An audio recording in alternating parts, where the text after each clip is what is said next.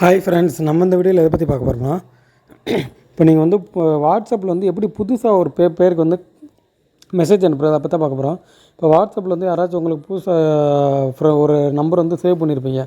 Save பண்ணிவிட்டு வாட்ஸ்அப்பில் message பண்ணலாம் போய் பார்க்கல, அவங்க வந்து கான்டாக்ட் நம்பர் அவங்களோட நேம் வந்து காமிக்காது. அதை எப்படி காமிக்க வைக்கிறேன் தான் அந்த வீடியோவில் பார்க்க போகிறோம். ஜஸ்ட் உங்கள் மொபைலில் வந்து வாட்ஸ்அப் ஓப்பன் பண்ணிக்கோங்க. வாட்ஸ்அப் ஓப்பன் பண்ணிவிட்டு கீழே மெசேஞ்சர்னு ஒரு ஆப்ஷன் இருக்கா, மெசேஜஸ் சிம்பிள் இருக்கா, அந்த மெசேஜ் சிம்பிளை கிளிக் பண்ணிக்கோங்க. கிளிக் பண்ணிவிட்டு இப்போ பார்த்தீங்கன்னா அந்த இடத்துல சர்ச் பண்ணி பார்ப்பீங்க, அவங்களோட நேம் வந்து உங்களுக்கு டிஸ்பிளே ஆகாது. ஸோ அப்படின்னா என்ன பண்ணணும்னா, இந்த ரைட் சைடில் 3 டாட் இருக்கா, அந்த 3 டாட்டை கிளிக் பண்ணிவிட்டு இந்த இடத்துல ரிஃப்ரெஷ்னு ஒரு பட்டன் இருக்கா, அதை கிளிக்குவோங்க. இந்த ரிஃப்ரெஷ்னு பட்டன் கொடுத்தீங்கன்னா கண்டிப்பாக வாட்ஸ்அப் வந்து திரும்ப ரீலோட் ஆகி அவங்க நேம் வந்து உங்களுக்கு டிஸ்பிளே பண்ணுறோம். இந்த ஆப்ஷனை பயன்படுத்தினீங்கன்னா கண்டிப்பாக அவங்க நேம் வந்து உங்களுக்கு டிஸ்பிளே பண்ணும். இதை அது வந்து நீங்கள் அவங்களுக்கு வந்து டெஸ்ட் பண்ணிக்கலாம்.